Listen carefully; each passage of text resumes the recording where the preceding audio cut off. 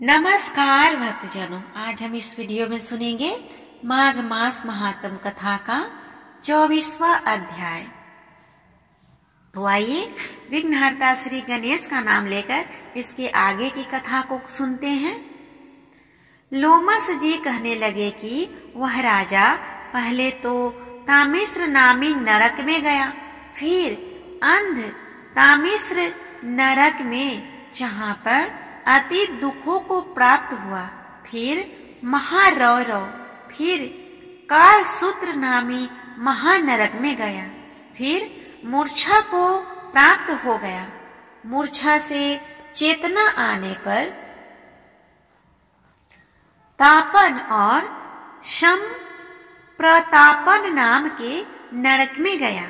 अनेक दुखों को भोगता हुआ वह प्रताप नाम के नरक में गया।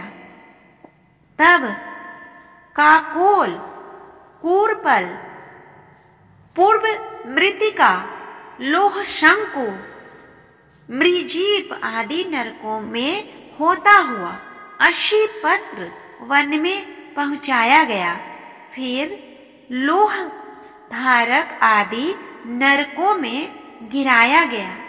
भगवान विष्णु के साथ द्वेष करने के कारण वह 21 युग तक भयंकर नरकों की यातना भोगता हुआ नरक से निकलकर हिमालय पर्वत पर बड़ा भारी पिचास हुआ।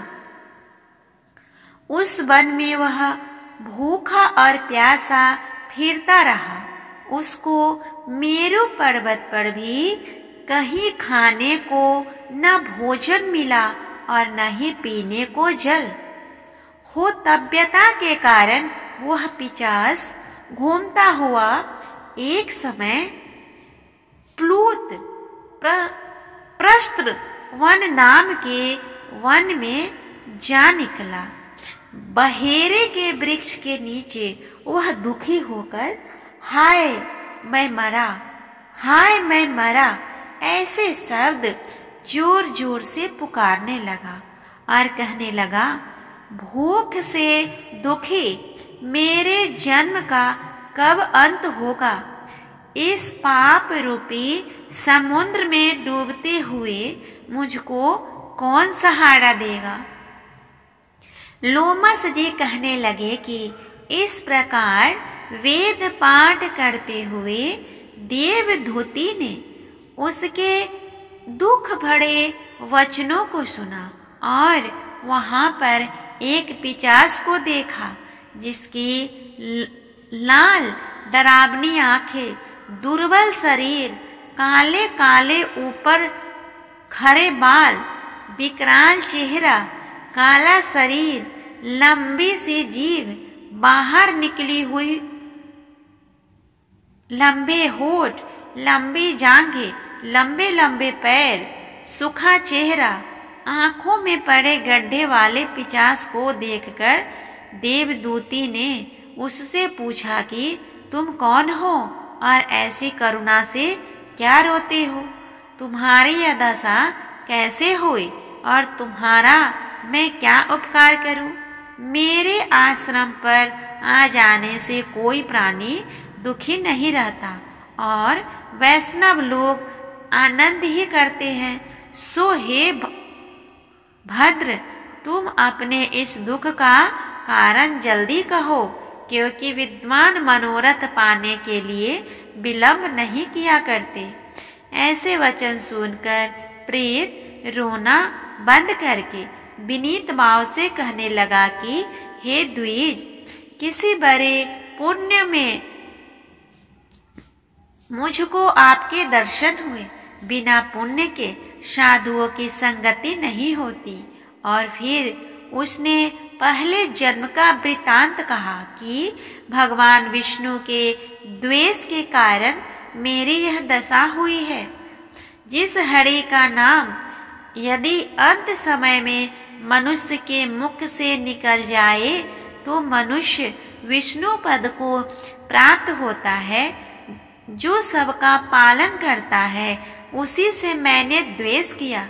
यह सब मेरे कर्मों का दोष है। जिसकी ब्राह्मण तप द्वारा प्रार्थना करते हैं। ब्रह्मादि देवता, शनकादिक ऋषि जिनको मुक्ति के लिए पूजते हैं, जो आदि मध्य व अंत में विश्व का विधाता और सनातन है, जिसका आदि मध्य और अंत नहीं है, उस भगवान के साथ मैंने द्वेष किया है। जो कुछ पुण्य किए मैंने पहले जन्म में किए थे, वह सब विष्णु के द्वेष रूपी अग्नि में भस्म हो गया। यदि किसी प्रकार मेरे इस पाप का नाश हो जाए तो मैं भगवान विष्णु के सिवाय किसी और देवता का पूजन नहीं करूँगा।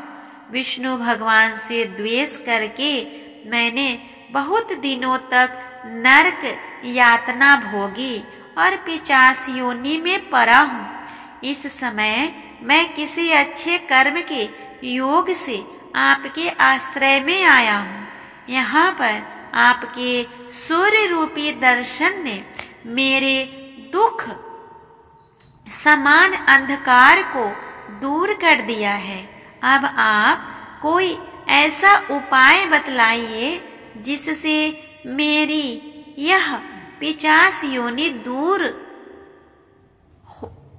हो, क्योंकि सज्जन पुरुष उपकार करने में देर नहीं करते। देवदूती कहने लगे कि यह माया देवता, मनुष्य, असुर सबकी स्मृति को मोहित कर देती है, जिससे धर्म का नाश करने वाला द्वेष उत्पन्न हो जाता है। जगत के उत्पन्न करने, रक्षा करने और नाश करने वाले जो सब प्राणियों की आत्मा है, उनसे भी लोग द्वेष करते हैं। उनके अर्पण करने से सभी कर्म सफल होते हैं। उनकी भक्ति से मुख मोड़ने वाले मूर्ख कौन सी गति को प्राप्त नहीं होते। चारों वर्णों का वेदोक्त हरि का भजन करना ही उत्तम है। अन्यथा कुमार्ग में चलने वाले मनुष्य नरक के गामी होते हैं। इसी कारण वेद विरुद्ध कर्मों को त्यागना चाहिए। अपनी बुद्धि से बचे हुए धर्म के मार्ग में चलने से मनुष्य परलोक के पथ का भी नाश करते हैं। वह वेद, देवता और ब्राह्मणों की निंदा करते हैं। झूठे मन कल्पित शास्त्रों को मानने वाले नरक में जाते हैं। देवाधिदेव